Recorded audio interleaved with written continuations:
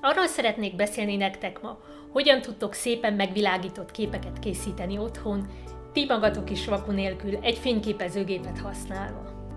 A vakuk célja, hogy a természetes fényt mimikálják sok esetben. Ám mi van, ha nem rendelkeztek vakuszettel? Amire szükségetek lesz, az egy fényképezőgép, illetve egy ablak. Ez lesz a fő fényforrásotok. Minél nagyobb az ablak, annál szebben fogja körülölelni a modellt a fény. Minél kisebb, annál szűkebb lesz a fénysáv, ami éri a modellt. Mindkettővel érdekes képeket lehet létrehozni. Legjobb, ha felhős napon fotóztok, hisz akkor olyan szépen fogja megvilágítani a fény a modellt, mintha egy óriási softbox lenne előtte. A tűző napnak is lehet előnye, lehet vele játszani, ám nálam most sok felhő van az égen, így fogok pár képet készíteni. Az árnyékok nem mindenkinek állnak jól sajnos. A férfi modellek többségének véleményem szerint jól állnak az árnyékos képek. Ám hölgyeknél vigyázni kell, mert ott sajnos nem feltétlenül előnyösek ezek a megoldások. Fiataloknál szintén lehet vele játszani, nem hiszem, hogy gond lehet, ám ahogy egy nő halad a korral előre, sajnos sokszor nem előnyösek az árnyékok az arcon, mert előhozzák az apró ráncokat. Ezért, ha megfigyelitek, sokszor láthatjátok az interneten, hogy a fotós ügyel a hölgy arcának a megvilágítására, hogy a legjobb színben tüntesse fel. Akkor nem maradt más hátra, mint fotózzunk.